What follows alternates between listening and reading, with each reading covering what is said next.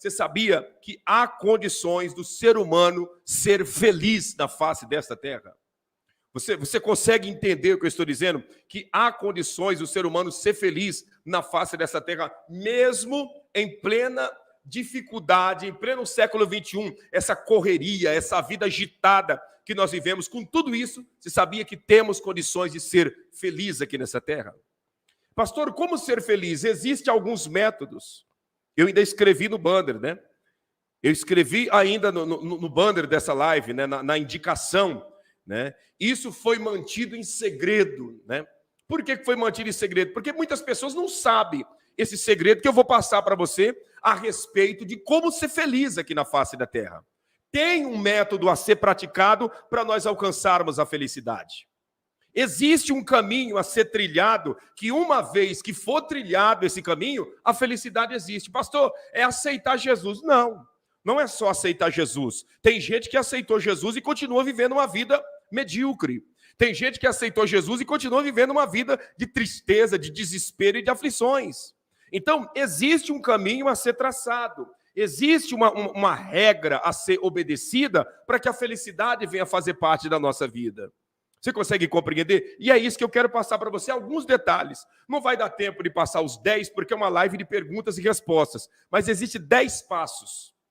10 passos que nós podemos dar na presença de Deus, que se nós dermos esses passos, nós desfrutamos da felicidade. E aí você diz, como que o senhor fala com tanta certeza? Porque eu vou dizer para você, é o que eu procuro praticar no meu dia a dia. E olha, para a glória de Deus, eu vivo uma vida suave. Tem dificuldades, tem guerras, tem problemas, tem a cruz do dia a dia? Tem, mas na essência eu tenho uma vida feliz, uma vida suave. Eu tenho uma vida tranquila com a minha família, em paz na presença de Deus, em paz, centrado, sabe? E não tenho do que reclamar. Se o Senhor me emprestar mais um dia de vida, só tenho a glorificar Ele. Se hoje Ele decidir me recolher, só tenho a glorificar Ele. Por quê? Porque exatamente eu procuro colocar em prática esses passos que eu vou passar para você aqui agora. Se é do seu interesse esta felicidade que nós estamos comentando aqui, uma felicidade bíblica, fique atento, anote aí no papel se você pode, porque é para você colocar em prática no dia a dia. Eu tenho certeza que funciona, está funcionando na minha vida e vai funcionar na sua vida também. Pode ter certeza do que eu estou te dizendo. Pode ter convicção, vai funcionar na vida da sua esposa, vai funcionar na vida dos seus filhos, vai funcionar na vida do seu marido, vai funcionar. Está funcionando na minha vida, na vida da minha esposa e dos nossos filhos. E vai funcionar na sua vida também. O que, pastor? Marque aí. Anote aí, eu quero que você anote. Isso, anote. Primeiro passo para vivermos uma vida feliz. Primeiro passo. Qual é o primeiro passo, pastor? Humildade. É isso mesmo. Humildade.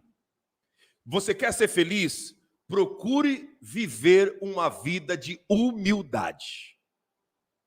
Quanto mais humilde o ser humano é, mais felicidade ele tem dentro dele.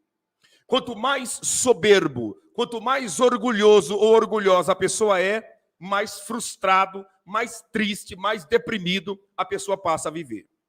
A humildade é um dos pilares que concretiza a casa espiritual do homem e da mulher dentro do condomínio chamado felicidade. A humildade é o alicerce para nós construirmos a nossa casa dentro do condomínio chamado felicidade. Todos os homens e mulheres que são felizes são pessoas humildes. Pastor, o que é a humildade? É eu abaixar a cabeça para todo mundo, para os problemas, para a dificuldade? O que é a humildade? É eu não levantar a voz para ninguém, isso e aquilo? Não, isso não tem nada a ver com humildade. Sabe o que é humildade? Eu não tenho humildade, eu sou humilde. Humildade não está ligado ao ter, humildade está ligado ao ser. Eu não tenho humildade, eu sou humilde. Consegue entender?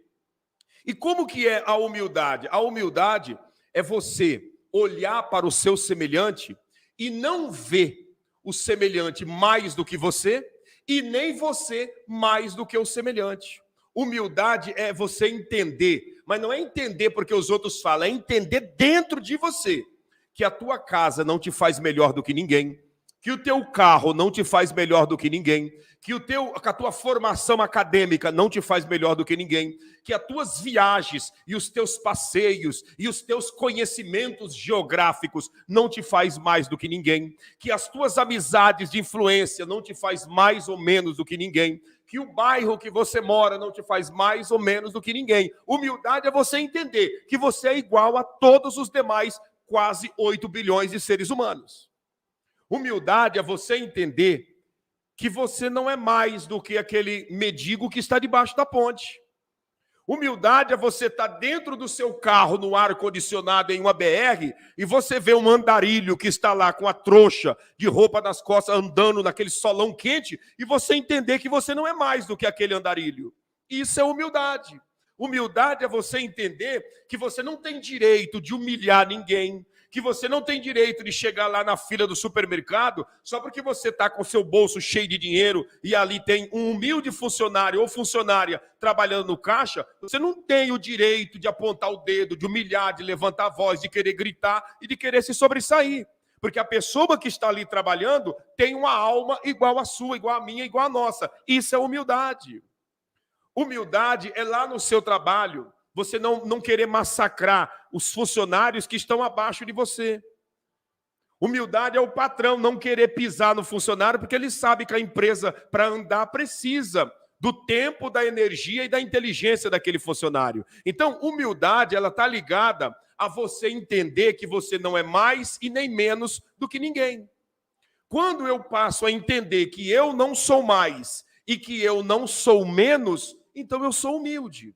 Agora, quando eu me acho, porque tem gente que se acha, sabe? Existem alguns ambientes na face da terra que ali estão as pessoas que se acham. Aonde, por exemplo, pastor, eu vou te citar alguns ambientes assim para você ter uma noção. No shopping, você vai num shopping, ali estão um grupo de pessoas que se acham.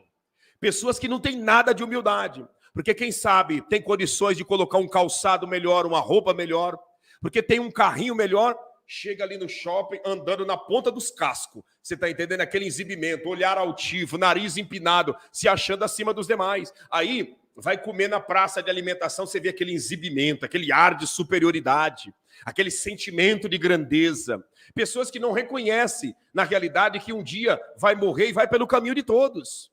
Isso é falta de humildade. Sabe outro lugar que você está minado de gente que não tem humildade? Nos aeroportos.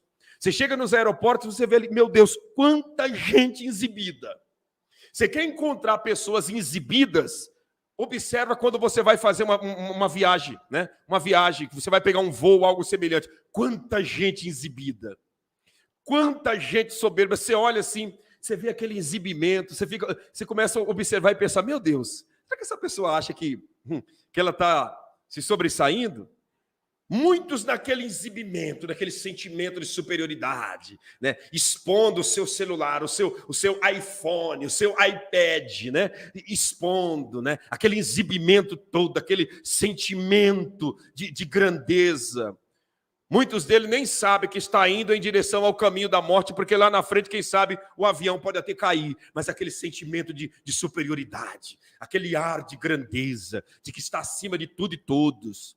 Você consegue entender? Pessoas que estão ali aquelas lanchonetes do aeroporto, tomando um cafezinho, que até o jeito dele e dela pegar na xícara para tomar café, você vê que é puro orgulho, sabe? Pontinha de dedo, aquele exibimento. Para que uma bobagem dessa? Para que uma bestagem dessa? Mas por que disso? Pessoas que nada mais, nada menos, não conseguem entender o que é humildade. E essas pessoas são infelizes, são frustradas. São as mesmas que brigam com o funcionário da empresa aérea, que grita porque a sua mala atrasou de chegar no lugar que ele e ela estão esperando chegar. São pessoas que não têm a humildade. Consegue entender? Aonde mais, pastor? No trânsito. No trânsito é o que mais você vê, pessoas que não têm humildade. Qualquer coisinha atola a mão na buzina e xinga e grita, só porque tem um carro na frente ou do lado que é de menos valor financeiro do que o dele e do que o dela. O ser humano, se ele quer ser feliz, nós precisamos entender que nós não somos mais do que ninguém e nem menos do que ninguém. Nós somos semelhantes, igual. Somos iguais. O que pode diferenciar entre nós é a sexualidade, que um é homem e outro é mulher. Pronto. Porém, o restante, somos iguais. Quando temos sono, procuramos um canto para reclinar a cabeça e dormir. Estamos com fome? Vamos caçar alguma coisa para comer. Né? Estamos com sede? Vamos procurar água para beber. Deu dor de barriga? O que nós procuramos é o banheiro, meu amigo. O que nós procuramos... E não tem a bonita e o bonito aqui que não procura o banheiro na hora que dá dor de barriga. Todo mundo caça um banheiro. E se não tiver papel higiênico, ainda grita, traz o papel. Tá entendendo? Por quê? Todo mundo é igual, minha amiga. Todo mundo é igual. Não tem essa de querer se sobressair, de querer pagar em cima dos demais. Quando nós nos tornamos humilde, quando nós nos tornamos humilde, não é ter humildade, é nos tornar humilde, é ser humilde. Quando nós somos humildes, nós estamos encaminhados rumo à felicidade na presença do Altíssimo Deus. Sabe o segundo detalhe, né? Dentro desses 10 passos, sabe o segundo detalhe para nós alcançarmos esse ápice, esse nível de felicidade? Gente, como de ditado, senta o dedo aí nesse like e vamos fazer essa live romper esse algoritmo, que tá difícil, hein? Vamos romper esse algoritmo e vamos alcançar o máximo de pessoas em nome de Jesus? Vamos lá? Vamos para cima? Deixa Deus te usar. Deixa o seu like e vamos alcançar o máximo de pessoas em nome de Jesus. Segundo detalhe, se nós queremos ser felizes na presença de Deus, qual é o detalhe? Segundo, desapego. Como assim? Desapego. O desapego é um dos segredos para a felicidade. O desapego é um dos detalhes para o homem e para a mulher que quer ser feliz na face da terra. Quanto mais eu sou apegado, mais eu sou infeliz. Quanto mais eu sou apegado a coisas, mais infeliz eu sou. Quanto mais desapegado eu sou, mais feliz eu também sou. Como assim, pastor? Deixa eu te explicar uma coisa. Assim como a humildade afasta de nós a inveja, escuta isso, a humildade afasta de nós a inveja. Quando a pessoa ela é humilde, ela tem uma grande chance dos invejosos se afastar dele e dela. Quanto mais a gente é orgulhoso, pomposo, mais nós temos uma probabilidade de atrair gente invejosa para perto de nós. Assim é o desapego. Quanto mais desapegado eu sou, mais livre do medo eu vivo. Escute, quanto menos apegado eu sou, mais livre do medo eu vivo. Quanto mais apegado eu sou, mais medroso eu também me torno. Quanto menos apego eu tenho, mais livre do medo eu vivo.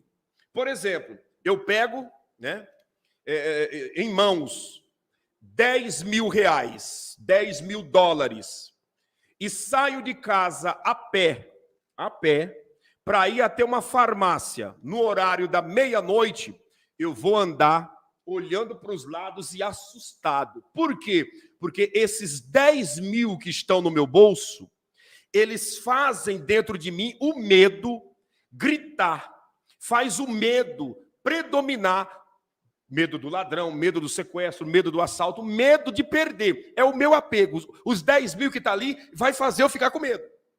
Se no mesmo horário da meia-noite eu saio e vou até a farmácia com 30 reais apenas para comprar um remédio, você pode ter certeza que eu irei com menos medo. Por quê? Porque a questão não está ligada ao horário que eu estou indo, está ligado àquilo que eu estou levando, que é o meu apego.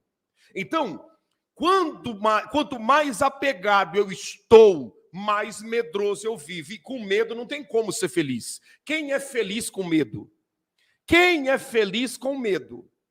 Por isso que você percebe, você pode observar, que as pessoas mais infelizes que existem na face da terra são as pessoas que são apegadas ao materialismo. São os mais infelizes. Aí a pessoa bota circuito interno de filmagem, câmera, trincheira, né, cerca elétrica, bota o vigilante lá na guarita da sua mansão de luxo, sabe?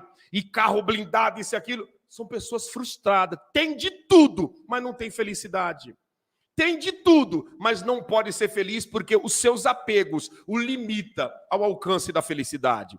Pelo contrário, você vai ver muitas das vezes pessoas simples, que não têm aquela quantidade econômica em mãos, mas são pessoas que você vê sorrindo, que você vê em família sendo feliz. Então, quanto mais desapego eu tenho, quanto mais solto e livre eu vivo das coisas terrenas, mais feliz eu sou.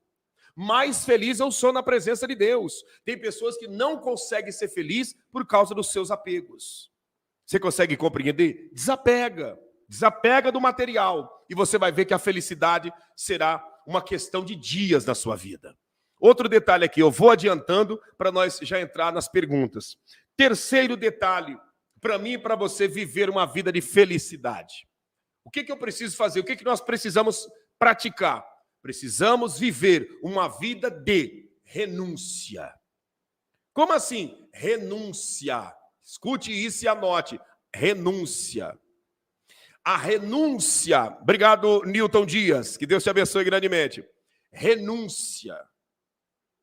A renúncia da nossa vontade, ela traz na nossa vida uma felicidade muito grande.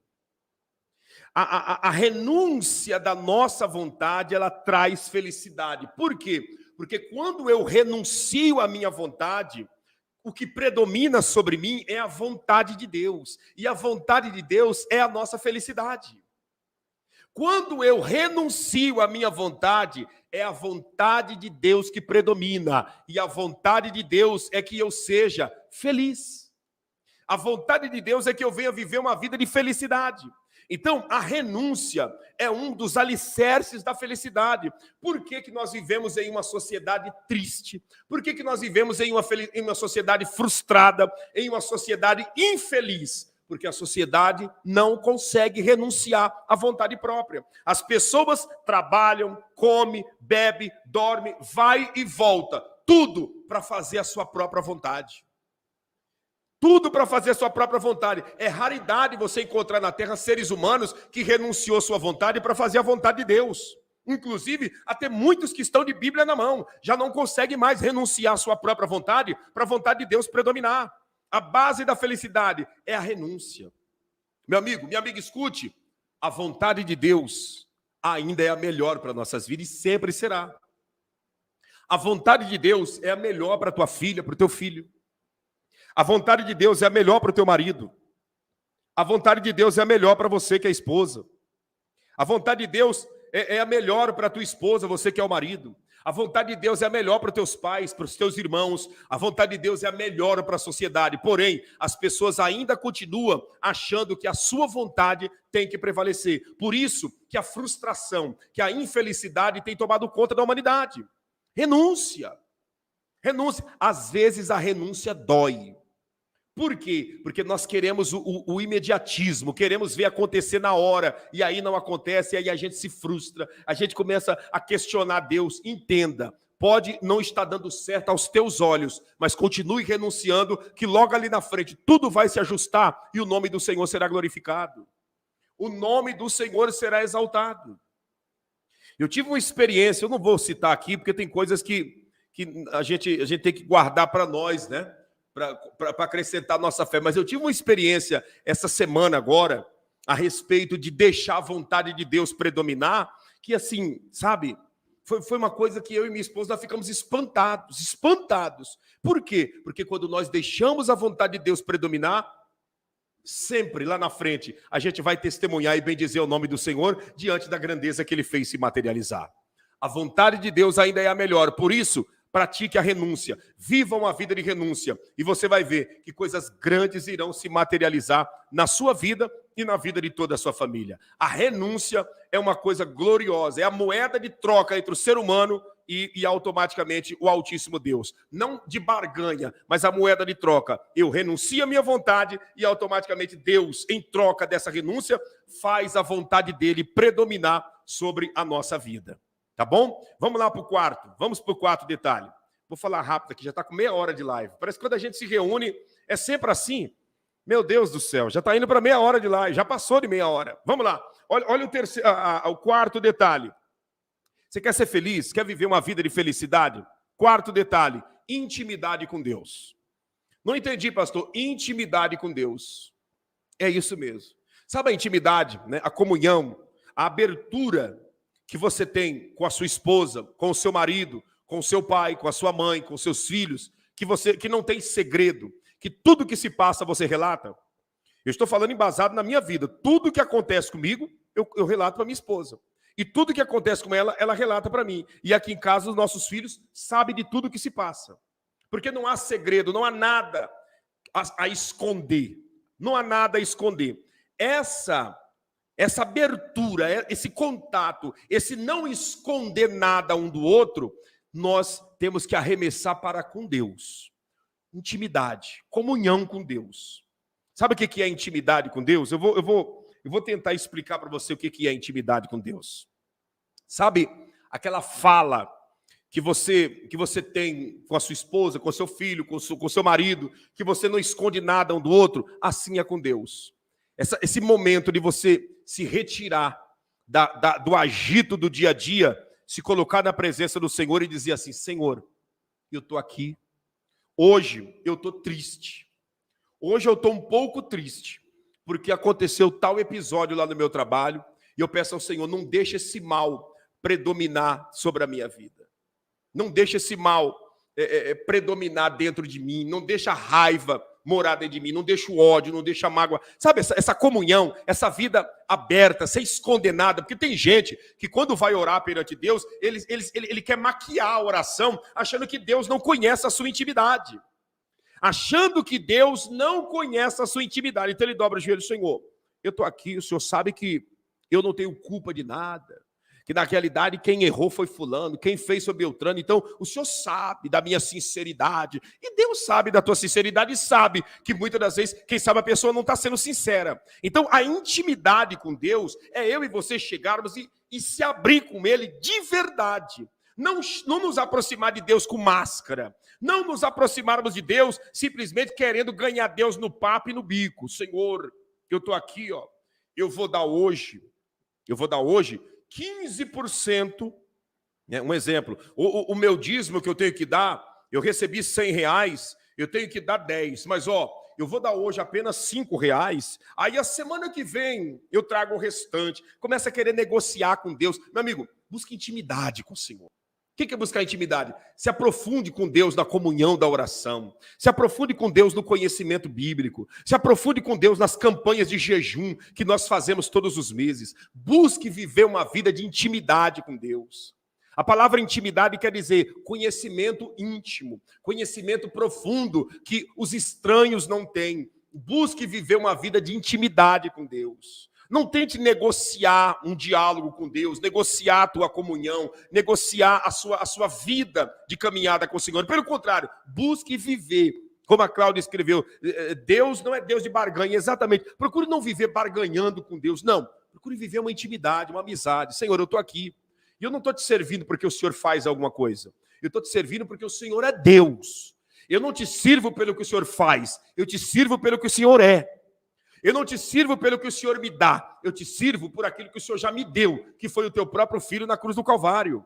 Então, Senhor, eu estou aqui. Se o Senhor responder a minha oração, amém. Se o Senhor ficar em silêncio, amém. Eu vou continuar te servindo, vou continuar te buscando, porque eu sei que o melhor caminho é a intimidade contigo. Quando eu e você, quando nós passamos a viver dessa maneira, então, não tem como. Não tem como eu e você não receber a grandeza do Senhor. Não tem como eu e você não vivermos a glória de Deus sobre nossa vida. Então, intimidade, busque essa intimidade. Eu ainda falava ontem na live que nós falávamos dos dons espirituais, a respeito de pessoas que se preocupam com tanta coisa nessa terra. Quando vai ser a guerra de Gog e Magog? Que cor que vai ser o sapato do anticristo? Eu queria saber quem é a besta, o falso profeta. São coisas, são assuntos escatológicos que está em ápice na atualidade e precisa ser tratado e pregado. Porém, a nossa maior preocupação ainda tem que ser a intimidade com Deus. Porque não adianta nada eu saber que cor vai ser o sapato do anticristo se eu não estou pronto para o arrebatamento. Não adianta nada eu saber o ano que vai acontecer a guerra de Gog e Magog se eu não estou pronto para subir quando o estrugir da trombeta acontecer nos ares.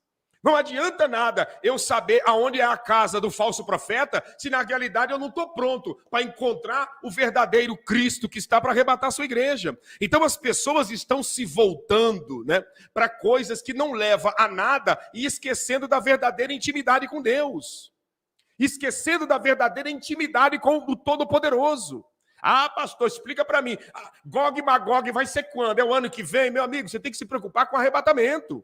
Você tem que se preocupar com a tua intimidade com Deus. Pastor, o presidente tal é Gog, fulano é Magog, a guerra vai ser aonde, o Armagedon? O Armagedon vai ser na onde? Vai ser no Vale de Josafá ou lá nos pés das montanhas, né? Do Vale de Quidron, onde vai ser? Meu amigo, se preocupe com outras coisas. Tem prioridade a ser se preocupado, e uma delas é a sua intimidade com Deus.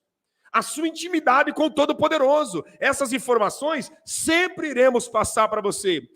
A escatologia sempre iremos pregar para você, porque estamos vivendo dias do Apocalipse. Porém, a preocupação maior tem que ser a nossa intimidade com Deus. Pelo contrário, nós vamos nos encher de conhecimento geopolítico, conhecimento escatológico, conhecimento científico, e a alma e o espírito vazio do Espírito Santo e da intimidade com Deus. Nós precisamos focar nisso.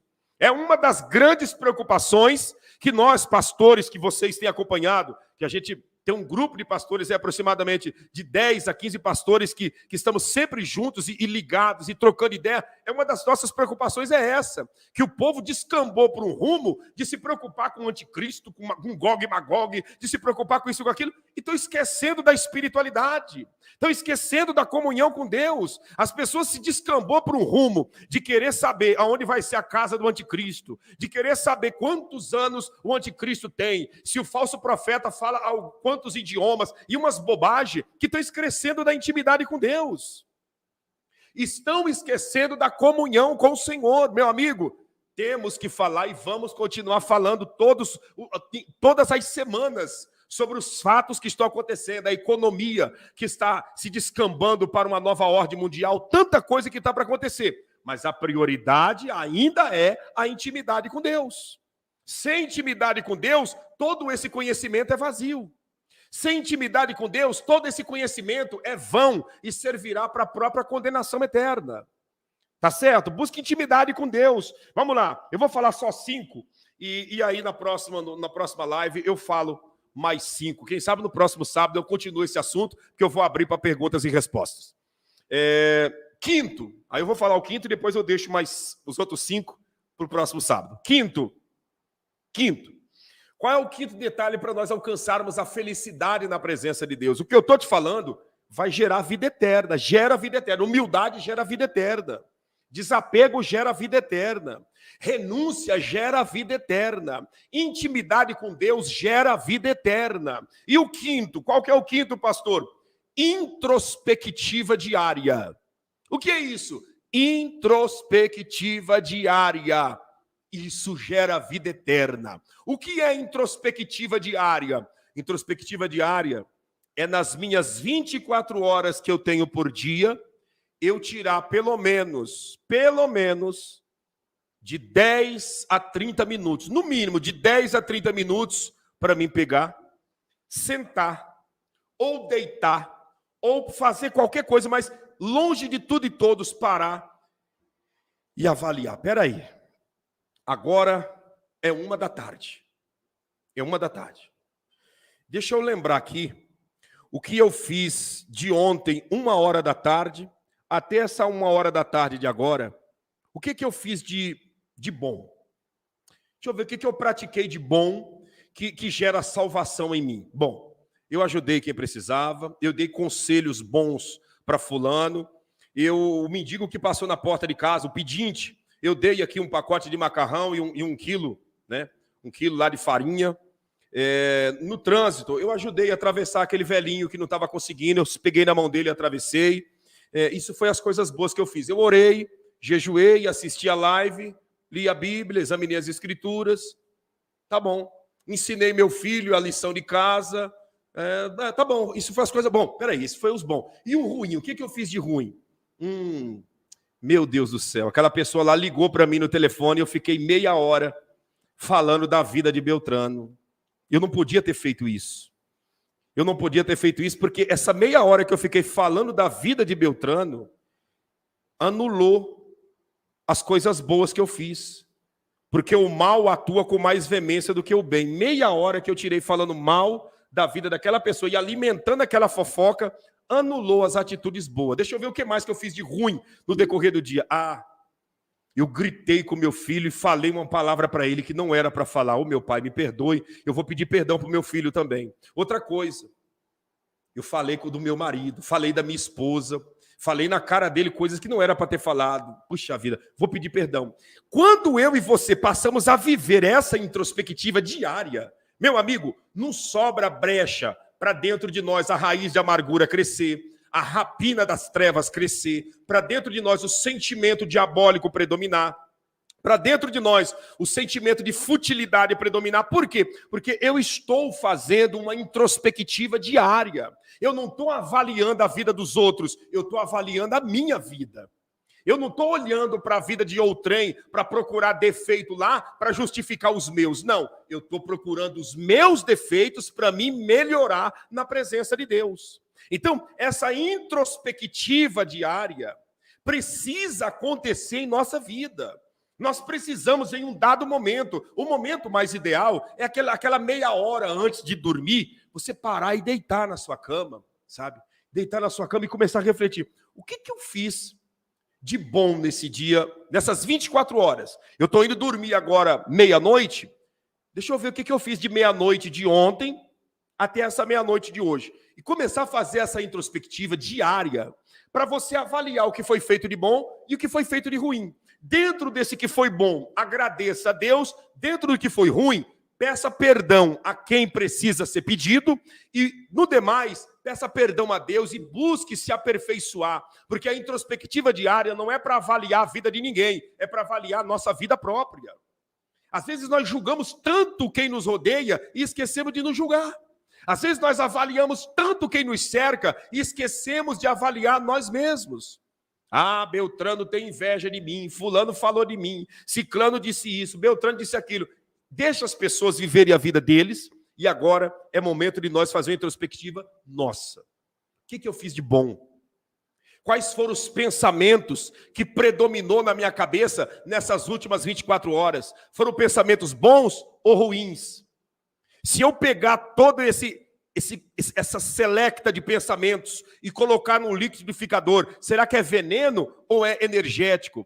Deixa eu avaliar como foi as minhas últimas 24 horas. Quando nós começamos a avaliar nós mesmos, meu amigo, não tem como dar errado. Como diz a Maria Pereira, o autoanálise. É isso que o apóstolo Paulo disse. Examine, pois, o homem a si mesmo, examine o ser humano a si mesmo, e depois coma desse pão e beba desse cálice. Isso é evangelho, isso é o segredo da felicidade. Como que eu vou ser um frustrado se todo dia eu estou me avaliando? Pensa, como que eu vou ser um recalcado se todo dia eu estou avaliando as minhas atitudes boas e as minhas atitudes ruins? Você acha que um recalcado se avalia? Pensa no que eu estou te falando. Você acha que uma mulher recalcada, ela se avalia todo dia? Você acha que um homem recalcado se avalia todo dia?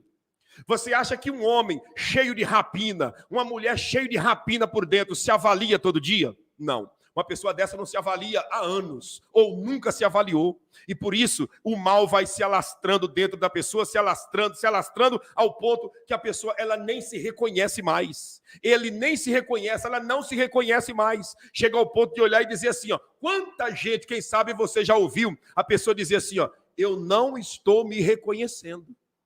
Você nunca ouviu a pessoa dizer isso? Eu não estou me reconhecendo. Não estou me reconhecendo. Né? Não estou me reconhecendo, como diz a Elizabeth, o orgulho não deixa. Muitas pessoas, o orgulho não deixa a pessoa se avaliar. Por quê? Porque ela está tão mergulhada num barril de orgulho que ela consegue só avaliar a vida dos outros e esquece da sua vida. Evangelho é introspectiva diária.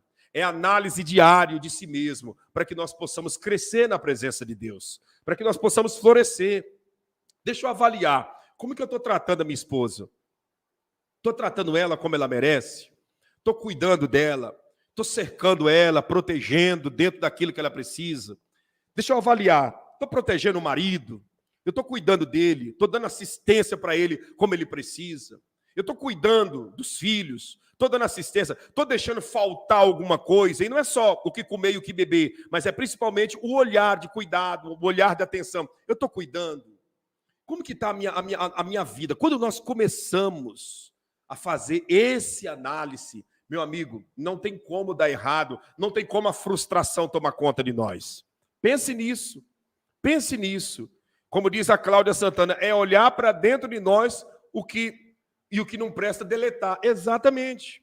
É o que nós fazemos muitas vezes no nosso celular. Quem sabe uma vez por semana, uma vez por mês, ou muitas vezes uma vez por dia. Aquilo que não presta, a gente deleta para a memória dele fluir com mais facilidade assim a nossa vida. Esse autoanálise diário faz a nossa vida fluir com leveza. E nós precisamos fazer isso em nome do Senhor Jesus. Tá bom? Eu vou parar por aqui. Vou deixar mais outros 5 para o próximo sábado, tá bom? Eu falei sobre os 10 segredos, né? Segredos que, né, isso foi mantido em segredo por muito tempo, e agora nós estamos trazendo para você esse segredo importante, né? Segredo revelado para você, a respeito da felicidade na presença de Deus. Citei 5 detalhes. Se você não anotou, muitas pessoas escreverem na linha do tempo, eu vou repetir para você. Humildade, desapego, renúncia, intimidade com Deus e introspectiva diária. Agora, eu quero abrir para as perguntas. Eu quero abrir para as perguntas. O Arthur escreveu: humildade, desapego, renúncia, intimidade com Deus e introspectiva diária. Obrigado, Arthur. Que Deus abençoe. Os nossos moderadores são presente de Deus na terra, né?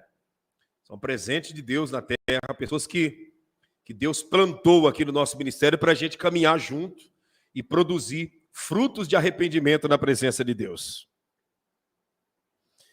Deixa eu ver aqui o que a Jânia perguntou. Pastor, a palavra do Senhor diz que a mulher sábia edifica a sua casa.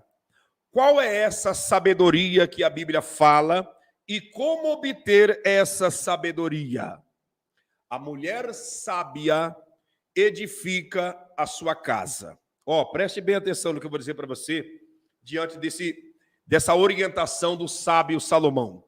O que é uma mulher? Como que nós podemos ver uma mulher sábia? Aonde está a sabedoria de uma mulher? A primeira grande sabedoria de uma mulher.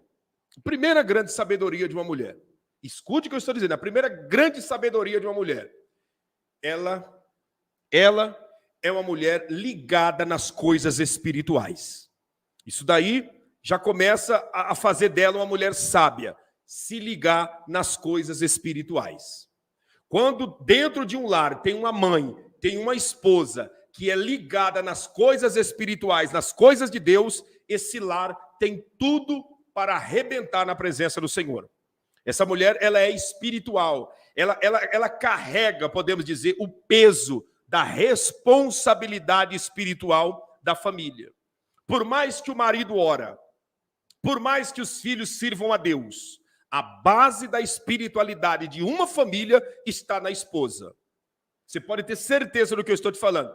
Eu sou um pastor, escute o que eu estou dizendo. Eu sou um pastor, prego o evangelho dia 4 agora de abril, vai fazer 25 anos, tá? Sou um pastor, sou pai de 3 filhos, de uma filha e de 2 filhos homem. Sou pai, porém, a base da espiritualidade do meu lar está sobre os ombros da minha esposa. Por quê, pastor? Eu vou te explicar. Por quê?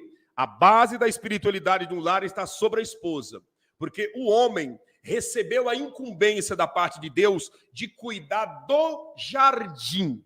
E a mulher? A mulher recebeu a incumbência de cuidar do homem e de tudo que diz respeito ao lar.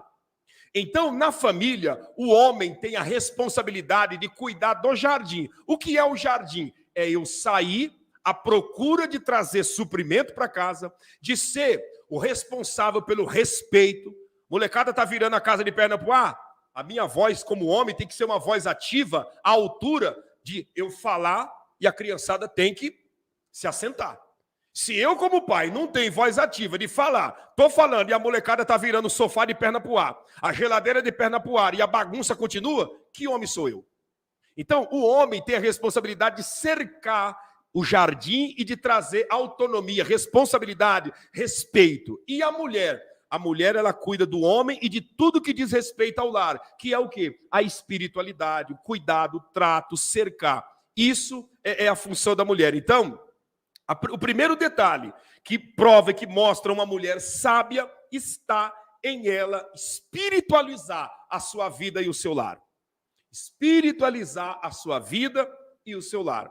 Segundo, vou citar só 3 detalhezinhos, teria muitos, e essa pergunta é uma pergunta boa, que daria para nós fazermos uma live. Inclusive, eu vou anotar essa pergunta aqui, para mim fazer uma live em cima disso, que é uma pergunta muito boa. Só um instantinho, deixa eu escrever aqui, porque falar e escrevendo é difícil, né? Não dá para fazer 2 coisas ao mesmo tempo. Deixa eu escrever aqui. Que diz que a mulher edifica a sua casa. Qual é a sabedoria que a Bíblia fala? Qual a sabedoria? Obrigado pela pergunta, Jane. A sabedoria que a Bíblia fala sobre as mulheres, né? Se eu não me engano, isso aí está em Provérbios 30 ou é Provérbios 14? Deixa eu ver, agora já... Quando surge uma pergunta boa assim, a gente... Deixa eu ver se é Provérbios 14. É, 14 mesmo. Provérbios 30, Salomão exalta e cita as qualidades da sua mulher. Mas no 14, ele diz assim, ó, toda mulher sábia, Provérbios 14, 1, toda mulher sábia edifica a sua casa, mas a tola derruba com as próprias mãos. E aí ele começa a citar situações, comportamentos da mulher sábia e da mulher tola, né? Então, o primeiro detalhe da mulher sábia, ela edifica a sua casa com espiritualidade. Segundo, isso aqui que eu vou falar, você precisa entender isso daqui. Segundo, qual que é o comportamento de uma mulher sábia? Segundo, a mulher sábia, ela não é vulgar. É isso mesmo, a mulher sábia, ela não é vulgar. Mulher que edifica o seu lar, ela não é vulgar. Se você quer ser uma mulher sábia, você procure não ser vulgar. O que é não ser uma mulher vulgar? Uma mulher que não é vulgar é aquela mulher que não fica de janela na casa da vizinha falando mal da vida dos outros. Isso aí faz parte de mulher vulgar. Mulher vulgar é uma mulher que sabe ter pudor, ter decência no vestir, no falar, no andar, no se colocar em ambiente, sabe? Tem mulher que ela é vulgar, ela não sabe edificar o lar. De que maneira? Muitas das vezes, quem sabe, os amigos do marido dela vai lá na casa lá para conversar alguma coisa, resolver uma coisa, olha ela infiltrada lá no meio de risadinha e de gracinha, mas não é o lugar dela ali. O marido dela está lá com os amigos, o lugar dela não é ali de estar de trololó e de risadinha e de gracinha. Ou muitas das vezes, quem sabe, vem alguém em casa, olha a roupa que ela coloca. Olha a roupa que ela coloca, só o sangue de Jesus. Você está entendendo? Olha a roupa que ela coloca. Você consegue entender? Então, uma das coisas que a mulher sábia ela tem é esse comportamento de não ser vulgar, sabe? Certas músicas, colocou, opa, essa música não é para mulher decente, não tem condições, não dá. O trato com os filhos, essa sabedoria que vem da parte de Deus faz a mulher não ser vulgar. Então, primeiro, que ela seja espiritual. Segundo, que não seja vulgar. Terceiro, que essa mulher seja uma mulher econômica. Como assim, pastor? Econômica. A mulher sábia, ela é uma mulher econômica. É uma mulher que não pesa.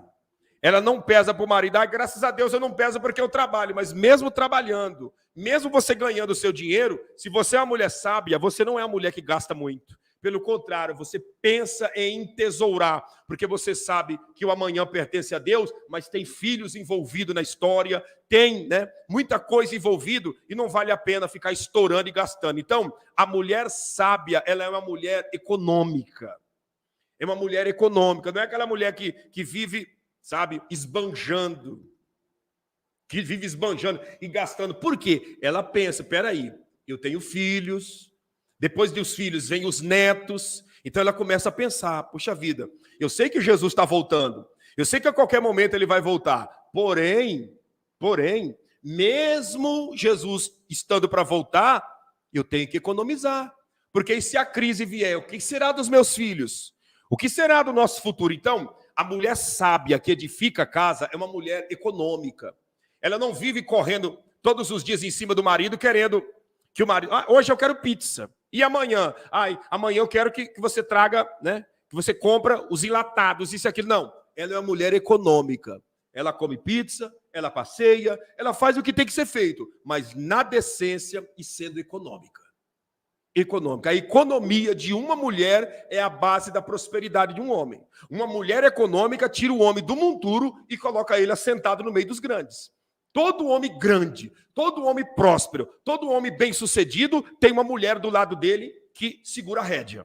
Porque se não segurar a rédea, o homem se perde.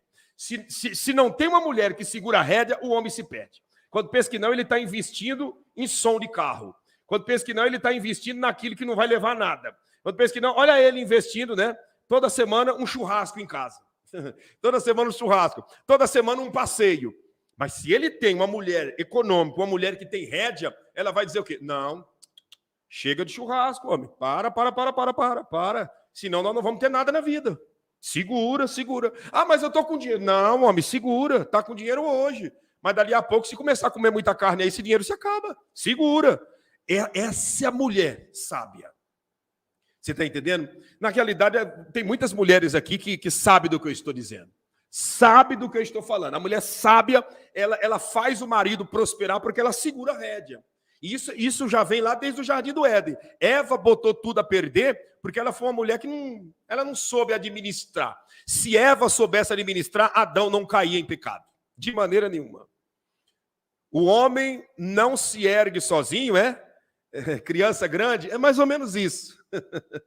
É mais ou menos isso. O homem é uma eterna criança grande. Pastor, eu sou homem, eu não sou assim, meu amigo. Não seja orgulhoso. Vamos entrar, né? Vamos mergulhar nessa vida de humildade e reconhecer que sem as esposas, sem uma mulher, a gente não vai a lugar nenhum. Não vai. Não adianta querer bater na tecla que vai, porque não vai. E se o homem pegar uma mulher que não é sábia, os dois vão para o buraco junto. Porque aí ele ganha aqui, ela estoura ali. Ele ganha aqui, ela pega o dinheiro e estoura ali. E vive assim.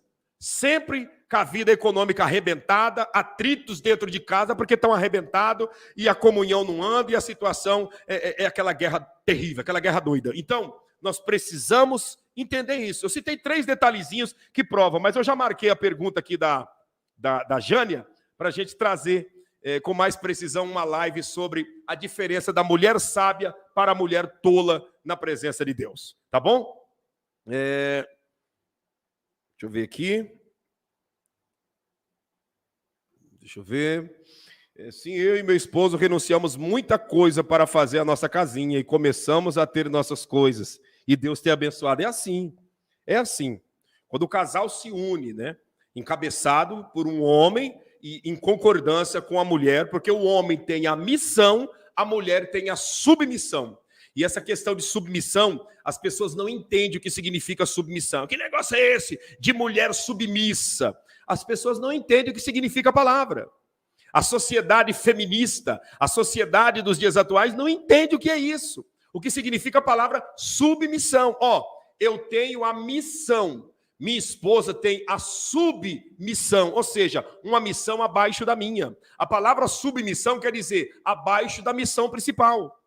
Quando você vê a palavra dizendo que a mulher é submissa ao marido, não está dizendo que ela é o capacho, não. Está dizendo que a missão dela é abaixo da missão do marido. Missão, submissão.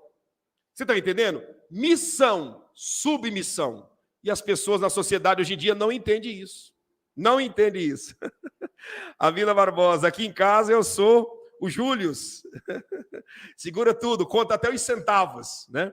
Até os centavos. Mas é assim que cresce, é assim que prospera, né? É assim que triunfa, tá bom? É assim. E feliz é o homem que tem uma mulher que tem essas virtudes e tantas outras que eu não citei aqui agora. Uma mulher sábia, ela pega o homem no monturo e coloca ele assentado entre os príncipes. E não vai muito tempo, não.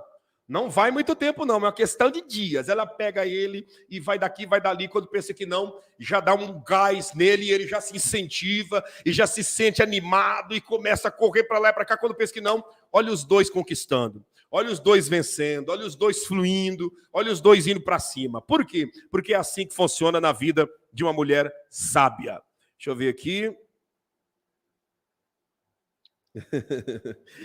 Exatamente. Tem o esposo diz que tem a mulher galinha e a mulher formiga, né? Tem várias qualificações e vários estilos de mulheres, né? Vamos lá, deixa eu ver mais perguntas aí. Será que passou e eu não vi? Deixa eu dar uma voltada aqui na timeline, na linha do tempo. Deixa eu ver aqui. Deixa eu ver aqui. Olha quantas mulheres econômicas aparecendo aqui, hein? As mulheres que economizam bastante. Isso daí é uma benção. É uma benção de Deus, hein? Isso sem falar nos milagres que as mulheres fazem dentro de casa, né? Pega lá uma farinha, mistura com ovo, e quando pensa que não, já saiu uma mistura, né? Deixa eu ver quem mais aqui.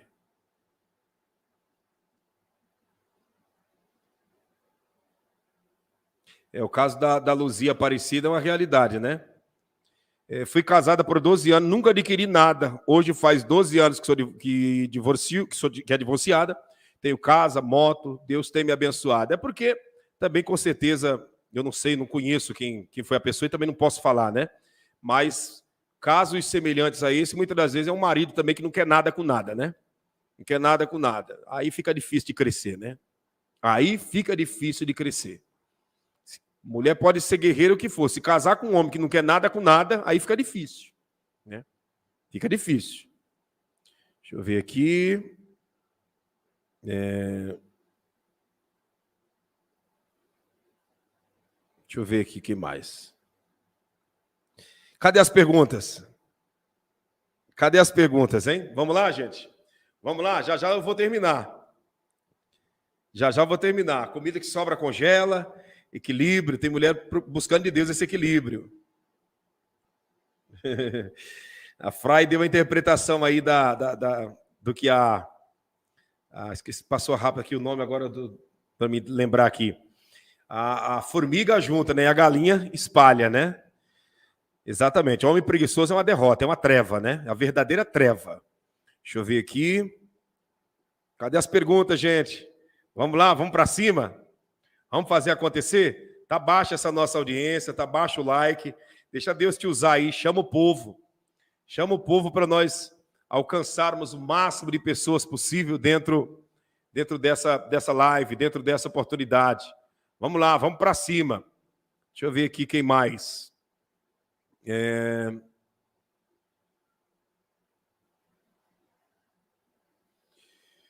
Pastor, é verdade que Satanás tem medo de Maria, mãe de Jesus? Só o sangue de Cristo, né? Só Deus. Satanás tem medo de Maria, mãe de Jesus. Satanás não tem medo de nada e de ninguém. Satanás não tem medo de Abraão, não tem medo de Isaac, não tem medo de Jacó, não tem medo dos apóstolos, não tem medo de mim, não tem medo de ninguém.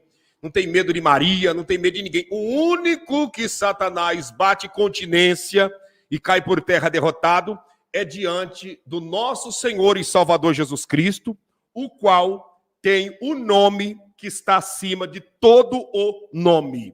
Esse sim bota o diabo por terra. Maria foi uma mulher agraciada, foi uma mulher escolhida por Deus para ser a mãe do Salvador da humanidade, tá? Para ser a mãe do Salvador da humanidade. Maria foi escolhida para ser a mãe do Salvador da humanidade, tá? Porém, Maria não tem virtude de salvar ninguém. Maria não tem virtude de interceder por ninguém, até porque Maria morreu e os seus restos mortais está sepultado em Jerusalém. Eu vou agora no mês de abril e vou visitar a tumba de Maria e vou mostrar para você o lugar que está os restos mortais de Maria e vou visitar a tumba de Jesus e mostrar que ela está vazia, porque ele ressuscitou e vive para todo sempre. Então há uma diferença muito grande entre Maria, que os restos mortais estão na sepultura, e Jesus Cristo, que deixou a tumba vazia. Tá? Então, quem morreu e ressuscitou foi Jesus. Quem derramou todo o seu sangue pela humanidade foi o Senhor Jesus. E Maria? Maria é uma mulher que foi escolhida por Deus, como Abraão foi escolhido, como Isaac foi escolhido, como Jacó foi escolhido, como Davi foi escolhido, como Pedro foi escolhido, como Paulo foi escolhido, como os apóstolos foram escolhidos, como cada um de nós fomos escolhidos. Cada um nessa terra foi escolhido para uma missão. Porém, ninguém tem essa autonomia e essa autoridade de botar o diabo para correr e de ser chamado de intercessor ou de intercessora perante Deus no tocante à humanidade. Tá bom?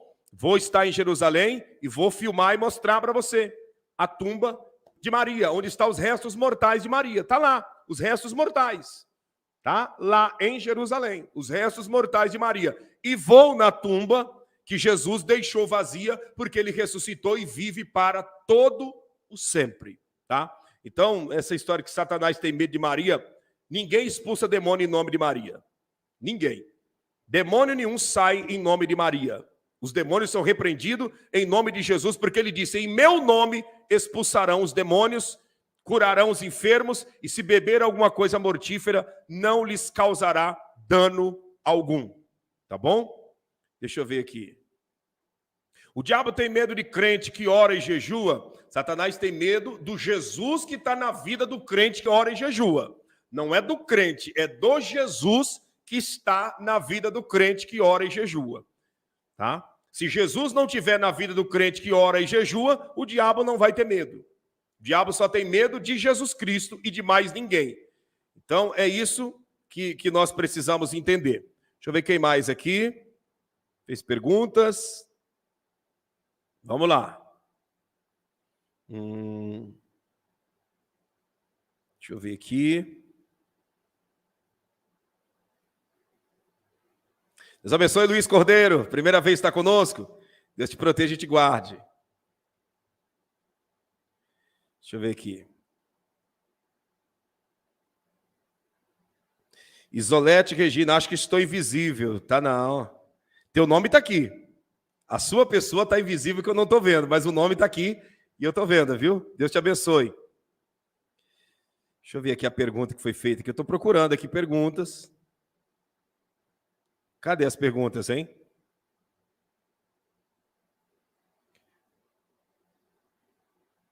Deixa eu ver aqui. Vamos lá, gente? Talvez passou a pergunta e eu não vi, eu estou procurando, hein? Estou procurando. Deixa eu ver aqui. Vamos lá? Pastor, traz óleo de mirra. Tá bom, vamos trazer sim, vamos trazer. Diretamente lá do Getsemane. Deixa eu ver.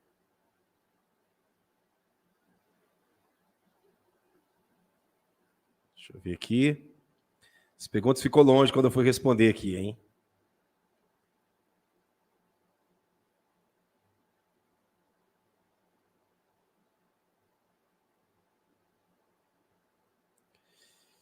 Inclusive, como diz a nossa irmã Eliane Martins, tem vários documentários de Israel no canal. Você pode assistir aqui, tá? Vários documentários mostrando Israel para todos vocês, tá? Deixa eu ver aqui. Cristiane Reis. Pastor, onde vamos quando morrer? A palavra fala que estaremos dormindo e que ressuscitaremos em sua volta. O corpo vai para a terra e o espírito volta para Deus. Veja bem. O ser humano tem dois endereços à disposição dele, né? Diante da escolha que ele vai fazer, que ela vai fazer. No momento, está à disposição o Hades e o paraíso de descanso. O que é o Hades? O Hades é um compartimento do inferno, né? Porque o inferno em um todo, né, tem o Hades e tem o lago de fogo. Então, a pessoa quando morre, ela vai para o Hades, que não é o lago de fogo, não é o estágio final, é um lugar de tormento, a pessoa fica ali aguardando o juízo final. E aqueles que são salvos vão para o paraíso de descanso, como aquele ex-ladrão que estava ao lado direito da cruz de Cristo foi. Então, é os dois lugares que iremos. Não existe um terceiro lugar, um terceiro estágio, que é o purgatório. Isso aí é invenção da religião. Isso não está na Bíblia. Obrigado, Késia Crochê, novo membro do canal. Seja bem-vindo em nosso meio, em nome de Jesus, tá bom? Então, o ser humano tem dois endereços. Paraíso de descanso e Hades, que é o inferno, mas tem esse nome de Hades também, porque não é o estágio final, que é o lago de fogo. Então, esses são os dois endereços que está à disposição do ser humano, embasado nas suas escolhas.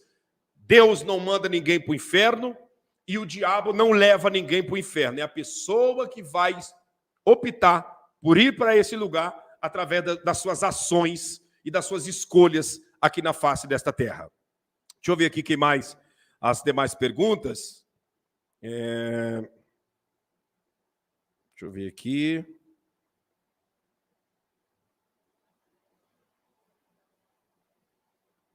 Deixa eu ver aqui. Onde fica Canaã, que mana leite e mel? Onde fica a terra de Canaã, que mana leite e mel? A terra de Canaã, que mana leite e mel, é a terra de Israel. A terra de Israel é Canaã, que mana leite e mel. É essa terra que está no Antigo Testamento, é a terra de Israel. Na terra de Israel, essa passagem bíblica da terra que mana leite e mel, por que disso? Porque em Israel, embora as vacas seja criada, né, no meio de montanhas rochosas, outras são criadas dentro de manjedouras, né, de estábulo no fundo do quintal da casa de algumas pessoas, né? As vacas de Israel, elas são diferentes das vacas de outros lugares que, por exemplo, que eu já passei.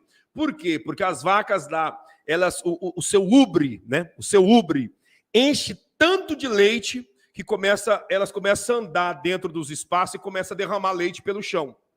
Começa a derramar leite pelo chão. Muitas das vezes, não precisa você, que sabe tirar leite, pegar ali e apertar para tirar leite, não.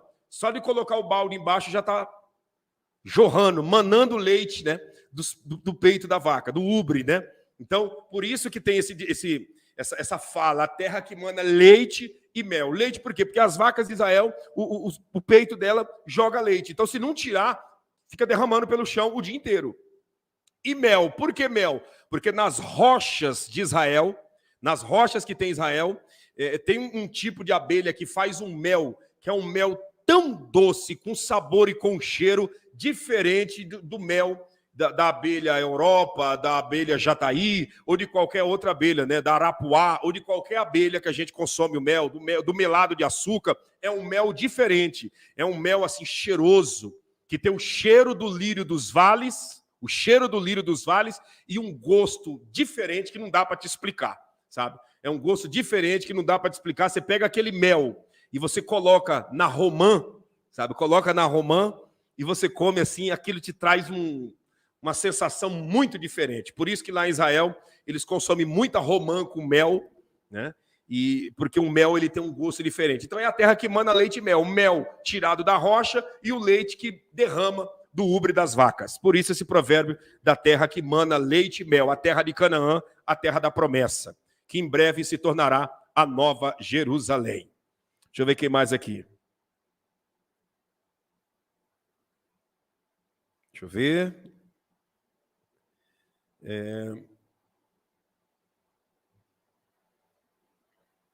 Deixa eu ver aqui. Tem irmã que fez... deixa eu explicar para você. Tem dois assuntos que eu vou tratar com vocês. Eu já disse, eu quero comentar com vocês sobre a questão de divórcio, tá? A questão de divórcio e a questão do guardar o sábado, do comer carne de porco. Eu quero trazer isso numa live especial, como eu separei. Eu vou até escrever aqui para mim já preparar para as próximas lives. Deixa eu ver aqui, ó. Sábado, que é o Shabat, né? E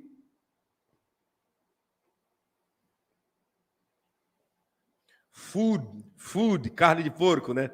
Food Hanzir. Deixa eu ver aqui, o que mais? O divórcio. Pronto. Gente, senta o dedo no like aí, vamos para cima. Vamos para cima fazer essa live que chega longe. Deixa eu ver quem mais aqui.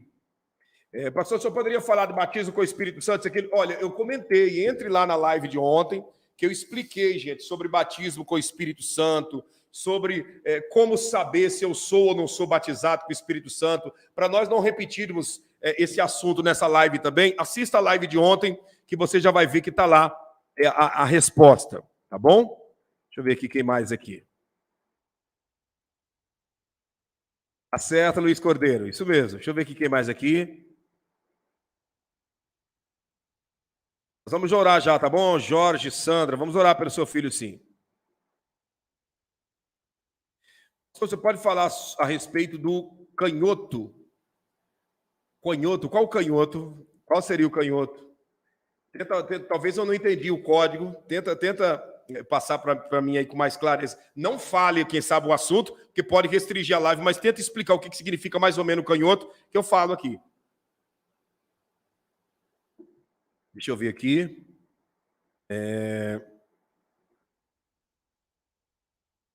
Pastor, as pessoas no mundo têm autoridade para repreender os demônios em nome de Jesus? Não. Não tem. O nome de Jesus na boca de um ímpio tem o mesmo efeito que José, Antônio, Claudinei, Severino, Maria, Pedro. O nome de Jesus na boca de um ímpio tem o mesmo efeito que qualquer outro nome. Está entendendo? O nome de Jesus na boca do ímpio não tem efeito de nada. O nome de Jesus é poderoso nos lábios de quem está vivendo no temor e na sinceridade. Vai ter live quando o senhor estiver em Israel? Todos os dias. Vamos estar fazendo live, vou estar anunciando para vocês. Lá tem 5 horas de diferença de horário, então vou estar divulgando os horários que nós vamos estar entrando ao vivo diretamente lá de Israel. Deixa eu ver aqui quem mais aqui. Inclusive as passagens, né, o governo de Naftali Bennett já mandou por e-mail e eu já imprimi as passagens que eles enviaram para mim, passagem e tudo, né, para nós estarmos lá nesse dia 15 de abril, nessa cerimônia importante no Pessah, que é o dia da Páscoa. Vai ser bênção de Deus. Deixa eu ver quem mais aqui. Já vamos caminhar para os instantes finais, está indo para 1h30, eu quero terminar hoje mais cedo. Sempre faço pergunta, mas o senhor não responde. Sei que são muitos. O que você perguntou, Ana Paula? Eu não vi sua pergunta. Deixa eu ver aqui.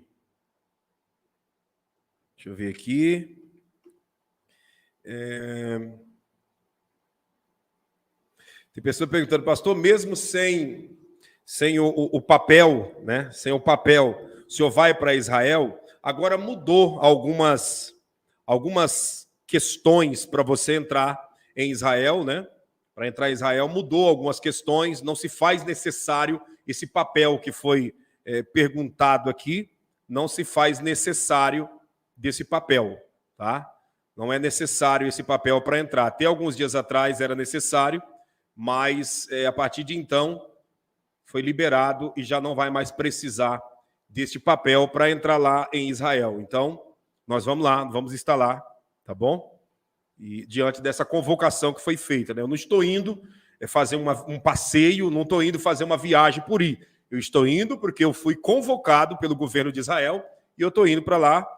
Como eu repito mais uma vez, vai ter uma cerimônia dia 15 de abril, no Pessah de Israel, e eu vou estar lá com eles e vou aproveitar para fazer umas lives no decorrer dos dias que estaremos lá reunidos com as autoridades de Israel. Deixa eu ver quem mais aqui. Pastor, Sansão foi salvo? Boa pergunta, Elizabeth.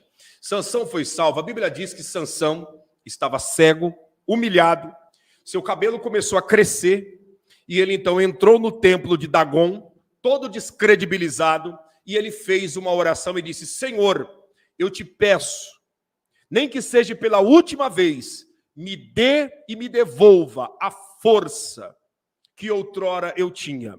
E a Bíblia diz que Deus ouviu a oração de Sansão, ele pega nas colunas do templo de Dagon e puxa para si, o templo cai em cima dele e ele morre juntamente com todos os demais que ali dentro estavam. E a Bíblia diz que na sua morte morreu mais gente do que em toda a sua vida quando ele defendeu o povo de Israel perante os filisteus. Se Deus ouviu a oração dele, é prova que ele estava com credibilidade perante o Senhor. Se Deus ouviu a oração dele, devolveu a força para ele naquele momento, é porque ele estava com credibilidade perante Deus. Então, tudo indica, pelo que nós lemos, que Sansão alcançou a misericórdia e a salvação na presença do Altíssimo Deus. Tá certo? Deixa eu ver quem mais aqui. Vamos lá. Deixa eu ver.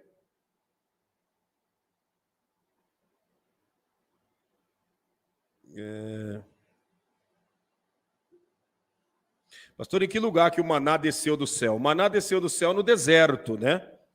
No deserto, quando os filhos de Israel estavam passando pelo deserto, vindo em direção à terra prometida, que é a terra de Canaã, a terra de Jerusalém. O maná caía do céu no período da manhã, né? Então ele caía como se fosse um orvalho, né? No orvalho da manhã caía o maná do céu. Deixa eu ver aqui. Pessoas que têm necessidade especial precisam ser batizadas? Sim, sim. Porque embora tenha necessidade especial física, mas espiritualmente essa pessoa ela é completa como qualquer um que tem um físico. O cadeirante na eternidade não andará de cadeira de rodas. Aquele que sofreu um acidente e teve o seu braço amputado, na eternidade ele não vai ter um braço amputado.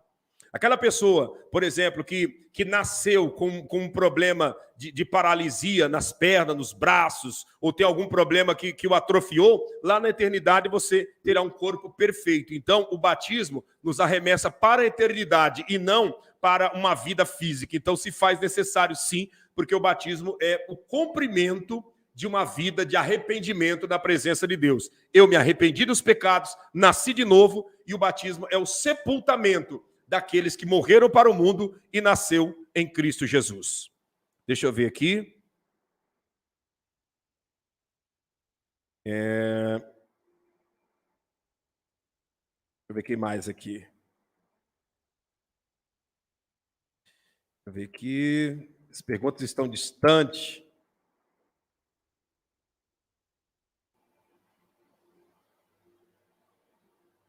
Como que é? Deixa eu ver se eu entendi. Mas a palavra de Deus diz que Jesus morreu por nós e já somos salvos, só se nós não aceitar Jesus como nosso Salvador. A salvação, deixa eu explicar para você uma questão de salvação. A salvação, ela não é uma coisa permanente na vida do ser humano. A salvação ela é condicional.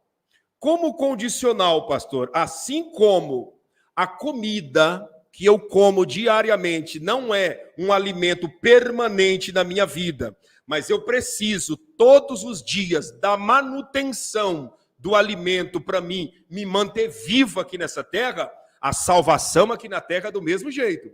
Jesus morreu para nos salvar, mas essa salvação não é permanente. Eu preciso, enquanto estou aqui na terra, dar manutenção à minha salvação, vivendo em obediência, vivendo em renúncia, tá? Fazendo a vontade de Deus para que essa salvação venha a permanecer. Então, a salvação ela não é permanente, ela precisa de manutenção diária. Eu aceitei Jesus há 25 anos atrás. Se a partir de hoje eu parar de obedecer, parar de renunciar à minha vontade para fazer a vontade de Deus, os 25 anos que eu vivi em obediência é cancelado e eu sou um perdido na face da terra.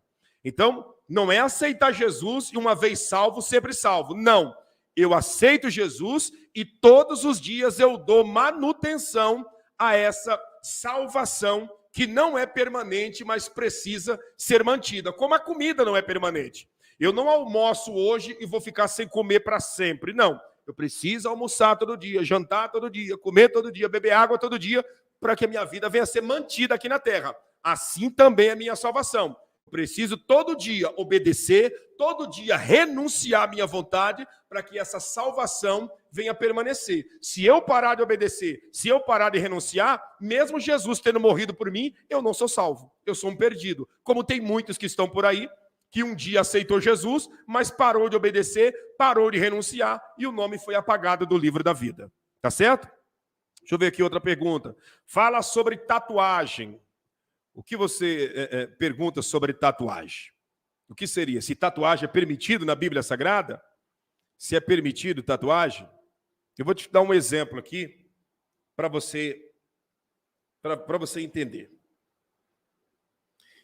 Você cria uma obra de arte, né? Você cria uma obra de arte, um quadro muito bonito. Um quadro muito bonito. Um quadro que para você tem um valor inestimável, um valor assim que não tem um dinheiro nessa terra que vai pagar. É um quadro com valor inestimável.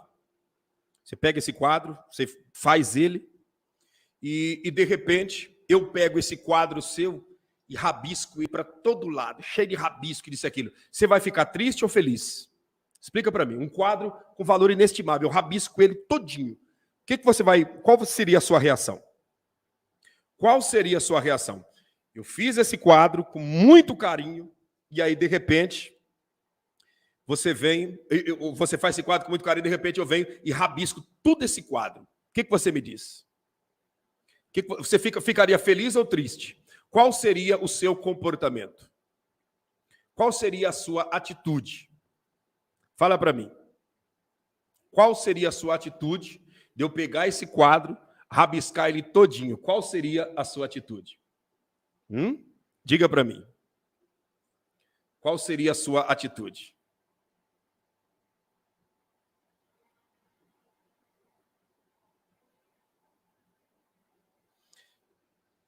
Deixa eu ver aqui. Triste, não gostaria. Triste, muito triste. Essa é a questão da tatuagem. Deus nos fez como um quadro perfeito, Ele nos desenhou de uma forma perfeita. Aí o ser humano vai lá e rabisca tudo. Rabisca tudo.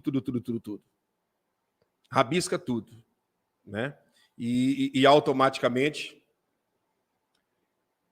acha que Deus tem que aceitar, né? Deus nos fez perfeito.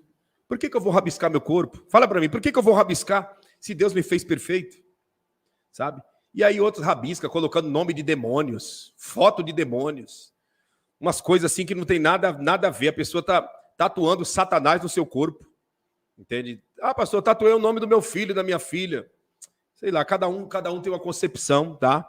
Eu prefiro ficar com o corpo perfeito que Deus fez. Pastor, muitos é contra a tatuagem, mas coloca silicone. É outra situação também que só o sangue de Jesus, né? É outra situação que, sabe, não faz sentido, né? Não faz. As irmãs turbinada, né? As irmãs crente turbinada. As irmãs siliconada. A missionária siliconada. A crente siliconada. Que lindo, né? Só o sangue de Jesus. Minha mãe causa intriga na família, fuxico. Posso exortá-la? Ou só orar para Deus transformar? Porque confesso isso me afeta e sei que devo honrar pai e mãe. Como suceder? Diante de fuxico, diante de fofoca, diante de contenda, isso aí não é nenhuma questão de honrar. Você tem autonomia para repreender, porque a fofoca pode levar ela para o inferno. A fofoca é a atitude de pessoas que estão fazendo a vontade de Satanás, né? A vontade de Satanás. Então, você deve chamar atenção com respeito, né? Automaticamente com respeito, mas repreender, dizer, escuta, e aí, mãe? A senhora vai ficar de fofoca, de picuinha, de conversa? A senhora, nessa idade, em vez de se preocupar com salvação, está preocupado com leve trás? Então, repreender, exortar dentro de uma respeitabilidade, tá certo? Pastor, uma pessoa tatuada vai para o inferno? Essa pessoa, eu entendo assim, ó, tem pessoas que fez as suas tatuagens lá fora e veio para o evangelho, amém. Isso aí, para fazer o processo de tirar isso do corpo, é um sofrimento terrível, né? É um sofrimento terrível. Porém, o que mais pega é a pessoa no evangelho fazendo tatuagem, né? É a pessoa dentro da igreja fazendo tatuagem. E não é conversa de radical, não é conversa de crente salgado. É porque eu não vejo os apóstolos da igreja primitiva com tatuagem. Eu não vejo os homens da Bíblia Sagrada se tatuando. Eu não vejo ninguém na Bíblia com tatuagem. Pastor, mas é lá atrás, é antigamente. Meu amigo, não existe nada na face da terra. Não existe nada na face da terra. Tudo que existe no atual momento já existiu no passado. Essa é a realidade. Quem sabe de uma forma não tecnológica, mas já existiu. Então, a gente precisa avaliar que tem coisas que não tem nada a ver com Deus. Tem coisas que não tem nada a ver com o Espírito de Deus. Essa é a grande realidade. Tá certo? Deixa eu ver aqui. Fui da CCB quando menina, mas caí em pecado. Para eles, perdi minha salvação. Isso é verdade, pastor? Veja bem, não existe pecado que Jesus não perdoe. A CCB, ela se coloca... A CCB, a instituição, se coloca acima do sangue de Jesus Cristo. Os anciões, os cooperadores e todos que estão lá regendo a CCB, eles colocam a instituição acima do sangue de Jesus Cristo, acima do nome de Jesus. Prova é que se você sair de lá, você não tem salvação. Se você pecar, segundo eles, você está perdido e não tem mais perdão para você, quando na realidade Jesus não disse isso, que instituição salvaria alguém e que não existe pecado que ele não perdoa. Pelo contrário, se uma pessoa que caiu em prostituição, uma pessoa que roubou, uma pessoa que mentiu, uma pessoa que fez o que fez, se o sangue de Jesus não perdoa essa pessoa, que sangue poderoso é esse? Se uma pessoa que fez isso, o nome de Jesus não é capaz de purificar ele e ela, que nome poderoso é esse? Então a CCB se coloca como acima do Senhor Jesus. Por isso que diante de muitos estudiosos da Bíblia é tratado como seita. Porque se você não colocar o véu na cabeça, tua oração não é aceita. Se você não dobrar o joelho, Jesus não ouve tua oração. Aí Jonas ora dentro do grande peixe. Que posição que Jonas estava? Que posição que Jonas estava quando orou dentro do grande peixe? Jonas estava de joelho? E o Senhor ouviu sua oração. Tem que pôr o véu e dobrar o joelho, quando na realidade traz um negócio que não tem nada a ver, que foi instituído para a igreja de Corinto, que era uma igreja portuária, que era uma doutrina territorial, que não tem nada a ver com a doutrina dos dias atuais. E aí essas pessoas começam a caçar cabelo em ovo, inventar as suas heresias para simplesmente amordaçar e prender pessoas dentro da religiosidade e do medo. Tem muita gente desviada de Jesus Cristo por causa desses ensinamentos errôneos que eles apresentaram, dizendo que quem pecar não tem mais salvação. Então, que sangue poderoso é esse? Que nome poderoso é esse que alguém pecou e não tem mais salvação? Fala para mim, que nome poderoso é esse? Você está entendendo? Que posição que Elias estava quando Elias orou e pediu para cair fogo do céu e o fogo desceu? Que posição que Moisés estava quando ele orou para o mar vermelho se abrir, que ele tocou nas águas e o mar se abriu? Que posição que Eliseu estava quando orou e o machado flutuou? Você está entendendo? Que posição? Você entende? Que posição que Jesus estava quando ele na cruz orou, né? Orou ao Pai, dizendo: Eli, Eli, lama sabachthani, Deus meu, por que me desamparaste? Que posição que Jesus estava? E essas pessoas começam a inventar essas heresias para prender as pessoas no engano, no sofrimento. E eu quero dizer para você, Érica, que você está livre e perdoada por Jesus Cristo, se você se arrependeu do pecado que aconteceu lá no passado. Se você se arrependeu, vai e não peques mais, porque o teu nome com certeza já está no livro da vida, não porque eu estou falando, porque Jesus fez o sacrifício perfeito por você e ele só espera o verdadeiro arrependimento. Essa é a realidade, tá? Essa é a grande realidade. Não pode fazer isso, mas pode encher a cara de vinho, encher a cara de cerveja, né? Não pode fazer isso, mas pode chacoalhar no gole, né? Orar tem que ser só de joelho, mas pode encher a cara de cerveja e de vinho, né? Não pode orar sem o véu, né? Mas pode botar uma saia e sair cascavelando com a saia explodindo de apertada, a saia chiclete, né? Tem umas coisas que não bate, meu amigo. Tem umas coisas que não bate com a palavra de Deus. Leva essa culpa toda a vida. Você não tem culpa de nada. Você está perdoado em nome do Senhor Jesus. Creia no que eu estou te falando. Eu te falo isso diante do Deus da minha salvação, olhando aqui para você. Você está perdoada em o nome do Senhor Jesus Cristo. Se firme cada dia mais com Jesus.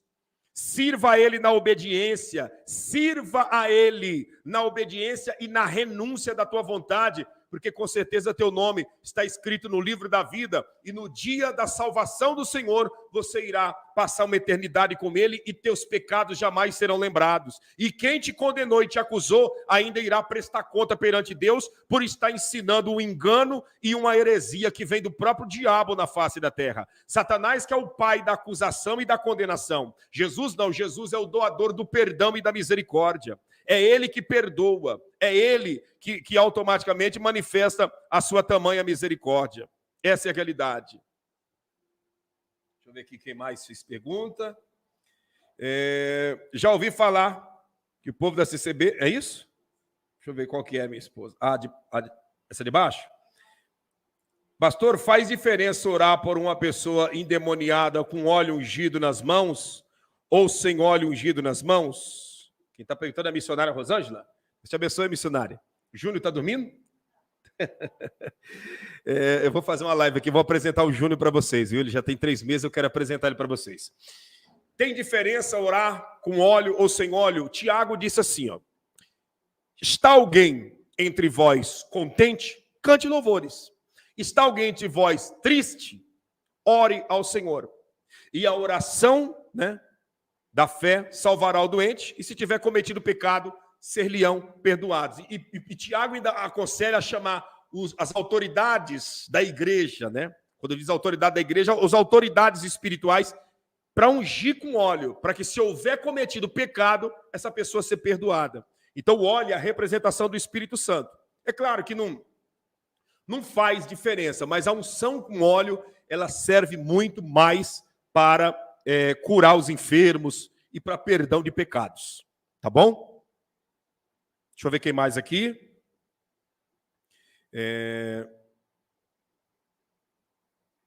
Já vamos caminhando para o final, já está indo para 2 horas essa live. Quando eu me reúno com vocês, é isso. O tempo vai embora. Pastor, além de ter o livro dos salvos, que é o livro da vida, né? Tem o livro dos salvos, o livro das obras, existem outros livros. Existe o livro da vida, né? Que está o nome de todos os salvos. E existe os livros das obras, que é o registro de tudo aquilo que nós praticamos, que nós fizemos ou deixamos de fazer, que nós falamos ou deixamos de falar. Está registrado perante Deus. A minha vida perante Deus é registrada de 2 maneiras. O que eu faço e o que eu não faço. O que eu falo e o que eu deixo de falar. Está registrado no livro. Por isso vai abrir o livro da vida e os livros. Tá bom? Deixa eu ver aqui quem mais aqui está fazendo perguntas e nós já vamos encerrar. Vou responder mais 2 perguntas. É muita pergunta, né? Deixa eu ver aqui. Pastor, pode trabalhar em bar vendendo bebidas e cigarro? Pode trabalhar em bar vendendo bebidas e cigarro? Olha, eu vou dizer para você.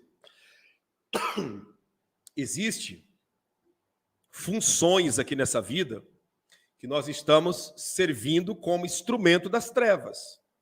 Imagine essas mãos que eu oro para curar doente, que eu oro para expulsar demônios, essas mãos servindo bebida que vai destruir famílias, que vai destruir vidas, que vai causar acidente no trânsito, que vai causar cirrose, que vai causar hepatite, que vai causar tanto tipo de problema, servindo cigarro, que vai causar câncer e algo semelhante. Então, não condiz a mesma mão que levanta e diz glória a Deus, ao mesmo tempo depois ir lá e servir bebida alcoólica e cigarro. Pastor, mas eu estou desempregado, é o meu ganha-pão. Olha, existem outras maneiras de ganhar pão. Se nós partirmos para esse princípio que é ganha-pão, dali a pouco, ser um aviãozinho lá na boca, vai também ser o ganha-pão, porque a crise está grande, o desemprego está grande. Ser um aviãozinho lá na boca é uma grande opção, até porque a diária é vantajosa. Então, tem coisas que não bate, não condiz. Tá? E mais, se você se converteu, aquelas roupas que você não quer usar mais, não dê para ninguém, joga isso fora. Você se converteu, o teu cigarro não dê para quem fuma. Joga isso, derrete ele na água e joga esse trem fora. O que não serve para você, não serve para ninguém. O seu barzinho que você tem dentro de casa de bebida alcoólica, joga toda essa bebida aí na pia, joga essas garrafas para o lixeiro e levar embora. Por quê? Porque o que não serve para você não pode servir para outros. Não tem cabimento, né? Eu não fumo mais, mas o meu cigarro que eu larguei eu dou para os outros. A bebida que eu larguei eu dou para os outros. Eu não fumo mais, eu apenas vendo para os outros. Está sendo a mesma coisa. Então, quem serve a Deus tem que se ausentar disso. Tem que se ausentar disso para que você possa crescer. Tá bom? Acabou a live, estamos indo para os instantes finais. Pastor, todo vício é pecado? É. O nome já diz tudo, vício. O que é vício? Prisão. Vício é prisão. Toda prisão é pecado. Porque de tudo aquilo que eu sou prisioneiro, eu me torno escravo. Sou prisioneiro do cigarro, escravo do cigarro.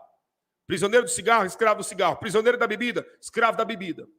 Prisioneiro do café, escravo do café. E tudo que é vício, eu tenho que vencer. Por isso que nesse jejum mensal, nós sempre estamos cortando esse tipo de alimento viciante para que o povo venha ter uma vida de disciplina sem vício. Pastor, eu gosto muito de café. Amém. Mas não sejam viciados. Porque se você é viciado no café, a tua vida não tem diferença nenhuma de quem é viciado na pedra. A tua vida não tem diferença nenhuma de quem é viciado na cachaça. Só muda a substância, mas o vício é o mesmo. Então, por isso que sempre estamos fazendo jejum para disciplinar a nossa vida sem vício. Porque que diferença tem a abstinência de quem fuma pedra para quem toma café? Quem fuma pedra se desespera, enlouquece e quer roubar. E quem toma café? Nervosismo, dor de cabeça, fúria e fica louco do mesmo jeito. Então, é o mesmo vício. Vício é coisa das trevas, é prisão. E nós precisamos vencer se nós queremos herdar as grandezas de Deus em nossa vida. Deixa eu ver quem mais aqui. Tem muita gente perguntando, repetindo a pergunta sobre o divórcio. Vou repetir, o divórcio, eu vou fazer uma live falando sobre isso. Questão de carne de porco, vou falar sobre isso. O sábado, guardar ou não guardar, vou falar sobre isso. Tá bom? Tem mais perguntas aí que eu não respondi, que eu estou vendo que a maioria que está repetindo é essa pergunta. Se eu não respondi, repita a pergunta aí. Qual foi a pergunta da Fabiana que eu não respondi? Qual foi, Fabiana, a sua pergunta? Deixa eu ver aqui. Fabiana, uns falam que daqui 2 anos vê o resultado, que é a marca, o que o Senhor me diz. Essa é a sua pergunta, Fabiana? Olha, o que eu tenho a dizer? Tem pessoas que dentro de uma obrigatoriedade precisou se sujeitar a isso. Por quê? Porque são pessoas que iam perder a porta de trabalho, ia perder o trabalho, né? Pessoas que, na crise que estamos vivendo, ia perder o trabalho, ia perder o ganha-pão e precisou se sujeitar a isso. Outros têm condições, né? Tem condições e não precisou se sujeitar a isso e se mantém. Agora, o se sujeitar a isso ou o não se sujeitar a isso não me faz mais santo ou mais pecador. O que eu observo nos dias atuais é que tem um grupo de pessoas que não se sujeitou a isso porque tem condições de não se sujeitar e se sente mais santo, se sente os puros dignos de ir para o céu, e aqueles que se sujeitou a isso por causa de um trabalho ou de um motivo de força maior, automaticamente os perdidos que se cederam ao sistema, que se entregaram à marca da besta. Isso não é a marca da besta. Isso daqui é uma preparação para as pessoas, para esse momento, mas isso não é a marca da besta. Isso aqui é apenas uma preparação. O que nós não podemos é deixar entrar em nós o sentimento de superioridade, porque nós não recebemos. Eu não recebi, graças a Deus. Em mim não, eu não. Eu estou com Jesus, eu morro, mas eu estou com Jesus.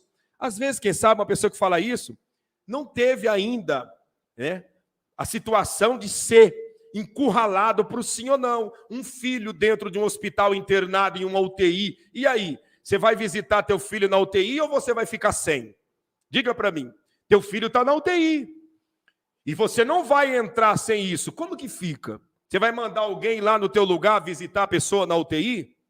Né? Você vai perder o teu trabalho por causa disso e tua família depois começa a passar fome só simplesmente para você. Então, muitas das vezes, nós precisamos avaliar, cada caso é um caso. Consciência nós temos que ter de que esse assunto aqui não é a marca da besta.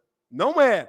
Isso daqui é uma preparação para que isso venha a ser implantado na face da terra. Mas não podemos deixar o sentimento de superioridade tomar conta de nossa vida, ao ponto de nós nos acharmos melhor do que os demais, tá? Porque nós não tomamos. Eu não. Aqui não, Satanás. Em cima de mim, não. Eu morro, mas eu não aceito. Cuidado. Se alguém da tua família cair numa UTI, você não entra num hospital sem. E aí? O que você vai fazer? Eu gostaria de saber. O que você faria? Você deixaria a pessoa lá na UTI ou você se sujeitaria a isso para simplesmente ter o acesso? Diga para mim. Você está entendendo? Então, tem coisas que nós se nós temos condições de não receber, amém. Isso é muito bom, porque nós estamos evitando, né, trazer para nós um corpo estranho que a gente não sabe o que pode causar lá na frente, né? Mas não podemos nos sentir superiores àqueles que receberam, porque quem recebeu não recebeu a marca da besta. Quem recebeu, muitos, se sujeitou e defende essa questão, né? Não, tem que ser mesmo, porque isso aí salva vidas. Conversa. Na realidade, nós temos que avaliar, né? Cada caso é um caso. Está entendendo? E dentro dessa avaliação, sempre pense, se o meu filho, né? Se o meu filho tivesse na UTI e eu precisasse receber, eu receberia ou não? Eu receberia ou deixaria meu filho na UTI? Sem visita? Você está entendendo? Então, pense bem, eu acredito que os resultados, os resultados ninguém sabe o que vai dar. Quem sabe pode acontecer resultados terríveis lá na frente, mas o resultado mais especial de todos que nós estamos aguardando é o arrebatamento. Sem isso ou com isso é o arrebatamento. Você está entendendo? Deixa eu ver quem mais aqui. Já vamos terminar, está indo para 1 hora de live. Pastor, tem um apóstolo que diz que todos que mexem com ele morrem em sofrimento. E ele diz, um santo, é um anjo, ele não ora, não jejua e prega tudo o contrário. Pode me explicar alguma coisa? Já está explicado. Ele não ora, ele não jejua, prega tudo ao contrário. Pode me explicar? Já está explicado. Não ora, não jejua e prega tudo ao contrário. Então está explicado quem ele é. Não ora, não jejua e prega tudo ao contrário. Já está explicado quem ele é. Está entendendo? Já está explicado quem ele é. Tem pessoa perguntando o que é crack. Crack é uma droga, né? É uma substância, né? É a substância mais viciante aqui na América do Sul, tá? Na Europa não existe, eu acredito, mas na América do Sul é a substância de maior força viciante no organismo de uma pessoa, porque o uso de uma só vez já vicia a pessoa para o resto da vida, tá? Deixa eu ver quem mais aqui. Deixa eu ver aqui.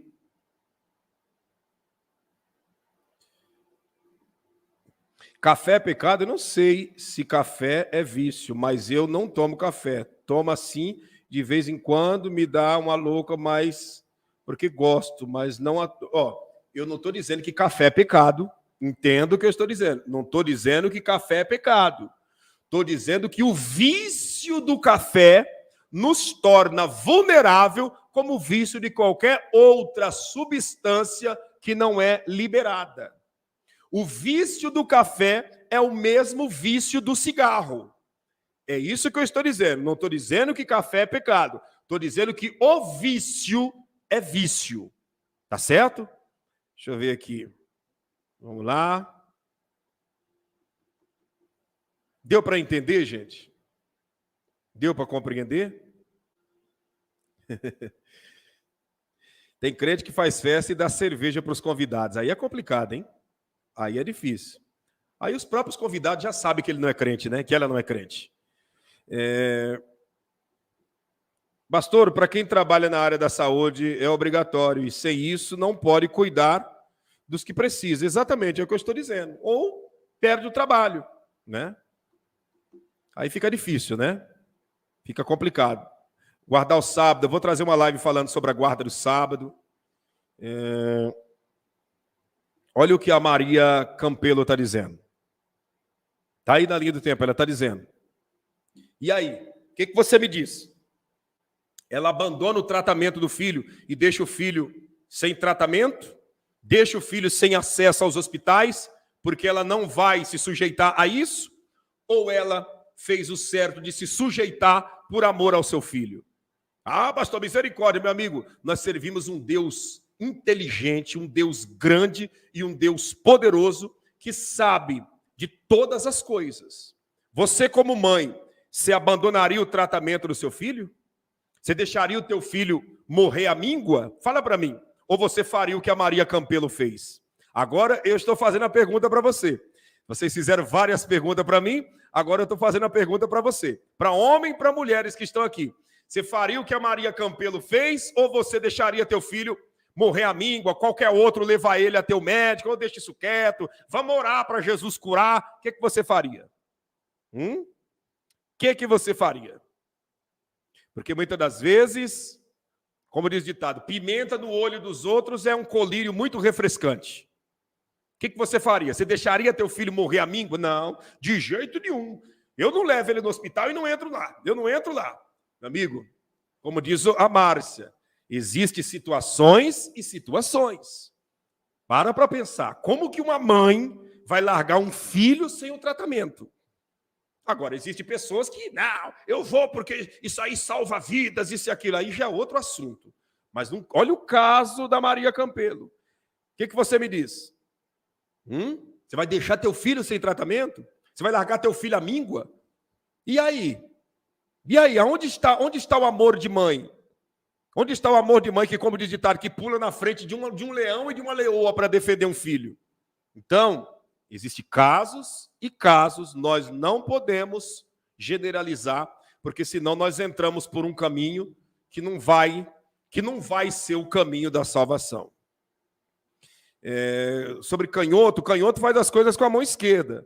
É isso? É sobre essa questão de canhoto? É sobre isso? Ou é sobre a esquerda? O que seria?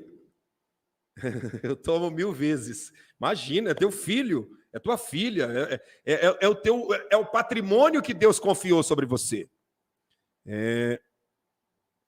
Teve pessoas que já se sujeitou e se arrepende porque, quem sabe, participou disso sem necessidade. Agora, sem necessidade, você tem a opção de não se envolver com isso, né? Você não tem necessidade. Não preciso, dá para mim tocar a minha vida, não vai envolver a minha vida econômica, não vai atrasar em nada, e eu não vou optar por isso. Amém. Agora, tem outras pessoas que não têm escapatória. Não tem outra escapatória. Tá bom? Eu vou encerrar.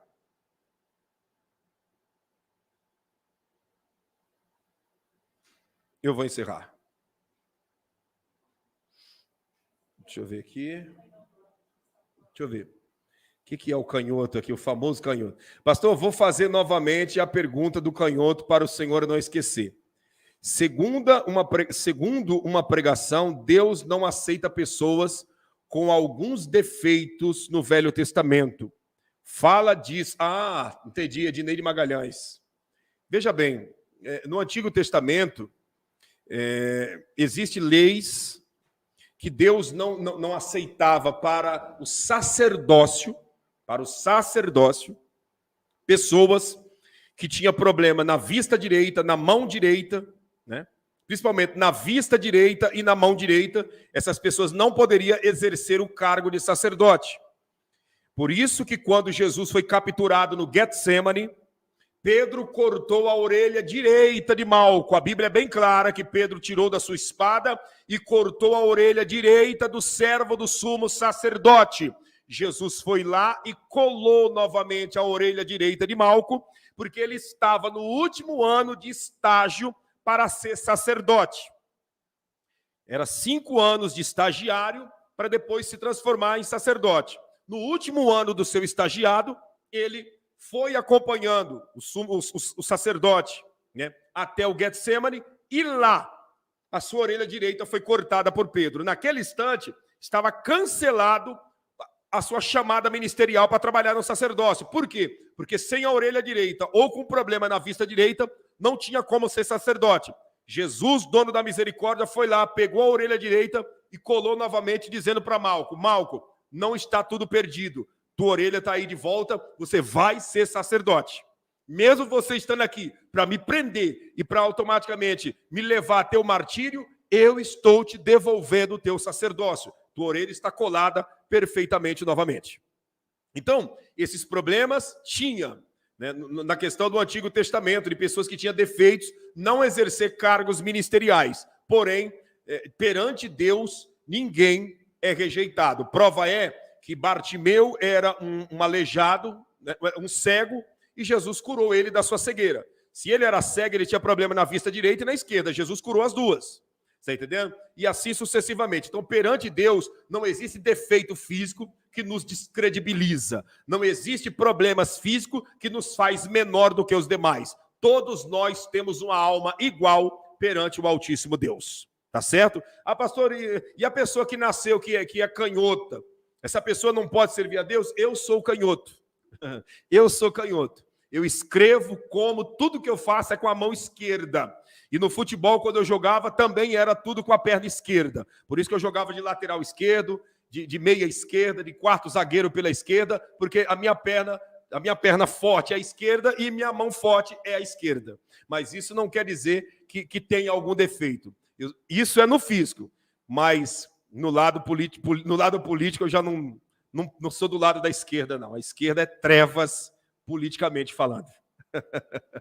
Tá certo? Vocês conseguiram compreender? Sou esquerdo. Trabalho, uso a mão esquerda. Quando eu estou dirigindo, a mão forte é a mão esquerda. Quando eu estou escrevendo é só com a mão esquerda. Para comer é com a mão esquerda. Para chutar é com a perna esquerda. Tá? Mas politicamente eu sou da direita. Tá bom? Deus abençoe a todos vocês. Já completou 1 hora de live, 2 horas de live. E eu estou encerrando. Eu estou encerrando.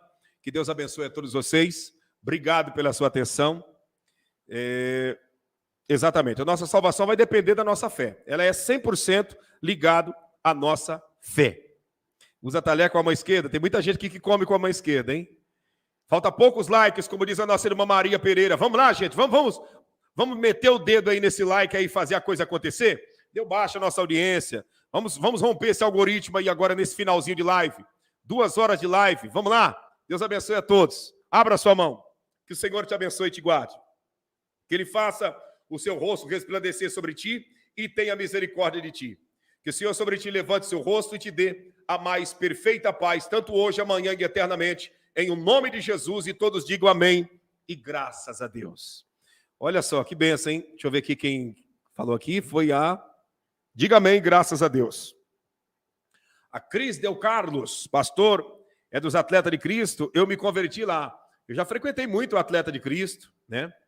Levei alguns boleiros, né? Alguns jogadores para o Atleta de Cristo, mas eu não posso dizer que eu não faço parte do Atleta de Cristo, não, porque quando eu aceitei Jesus, o Senhor foi comigo, né? Não estou dizendo de caso dos outros, falando comigo, foi radical diante do pedido também que eu fiz. Então eu abandonei a carreira de futebol no dia que eu aceitei Jesus. Bem no dia que eu aceitei, eu parei com o futebol, rescindi o contrato com Curitiba e parei com o futebol. Mas tem muitas pessoas lá no movimento Atleta de Cristo que estão se achegando ao Senhor através desse meio, né, que é um meio também de evangelismo. Tá bom? Deus abençoe a todos vocês. Obrigado pela atenção. Compartilhe essa live com mais 5 pessoas, pelo menos. Pastor, para ser salvo tem que ter fé, obedecer os mandamentos de Deus e se arrepender dos pecados? Sim, exatamente. Sem fé ninguém se arrepende, sem fé ninguém obedece. A base da fé é a obediência e a renúncia. Tá bom? Deus abençoe a todos. Deus abençoe a todos vocês. Obrigado. O número da conta está aí na linha do tempo. O número do Pix está na linha do tempo. O número do meu WhatsApp está aí na linha do tempo. Nos ajude. E o Senhor estará te honrando. Não esqueça da sua oferta de gratidão por tudo aquilo que o Senhor tem nos ensinado. Não há dinheiro que paga o que nós recebemos numa live como essa. 2 horas de ensinamento. Não tem dinheiro que paga isso. Apenas gratidão. Manifesta a sua gratidão, porque o que Deus tem nos dado é algo extraordinário. Essa é a realidade. Deus abençoe a todos. Beijo da sua alma e vamos para cima em nome do Senhor Jesus.